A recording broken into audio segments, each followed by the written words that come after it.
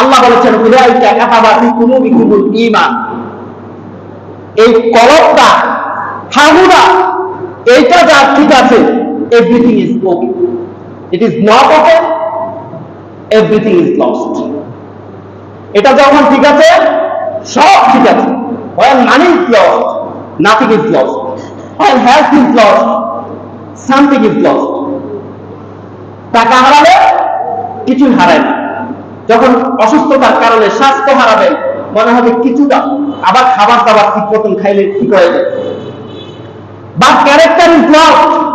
যখন এই কলব আমার নবীকে মহব্বত করে, মহব্বতের মধ্যে যখন ত্রুটি থাকবে, তখন মনে করতে হবে এভরিথিং ইজ লস্ট, আপনার শেষ।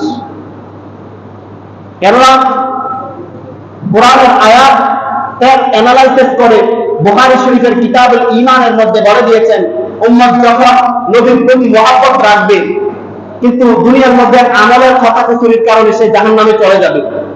একটা সময় আমার আল্লাহ বলবে, হাল রাদিতা ইয়া মুহাম্মদ সাল্লাল্লাহু আলাইহি ওয়াসাল্লাম, হাল রাদিতা ইয়া হাবিবি, আজকে তো আপনার সব উম্মত চলে আসছে, আপনি কি সন্তুষ্ট হয়েছেন? জান্নাতীদেরকে জান্নাতে দিয়ে দিলাম, জাহান্নামীদেরকে জাহান্নামে দিয়ে দিলাম। আমার নবী বলল, আল্লাহ, আমার গুনাহগার উম্মত আমি দেখতেছি কিছু সংখ্যক জাহান্নামের মধ্যে জ্বলতেছে, আমি কিভাবে সন্তুষ্ট হব ইয়া রাব্বি? আমার আল্লাহ বলতেছে, ওই ফেরেশতা মালিক ফেরেশতাকে ডাকবে জাহান্নামে, তাড়াতাড়ি যাও, যাওয়ার পরে তাদেরকে নিয়ে আসো।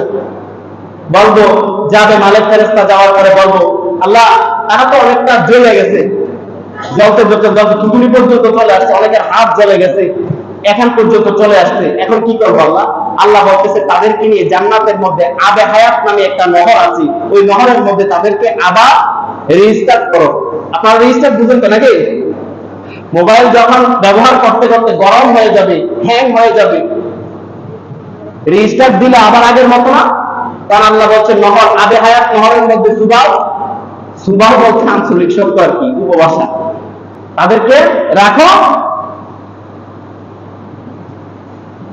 যখন তাদেরকে রাখা হবে, তখন তারা আবার আগের থেকে আরো শক্তিশালী এবং সুন্দর হয়ে যুবক হয়ে জান্নাতে প্রবেশ করবে।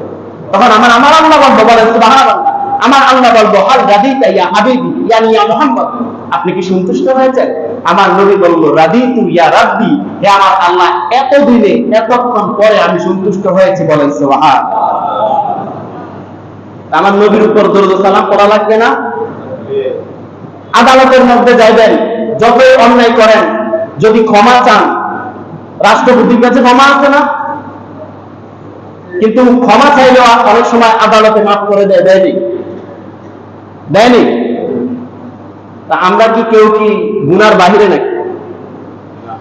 যদি ক্ষমা চাওয়া হয় ক্ষমার মতো, আল্লাহ তুমি তো রহমান ইব্রাহিম, কিভাবে দিবা আমাকে জান্নাতে?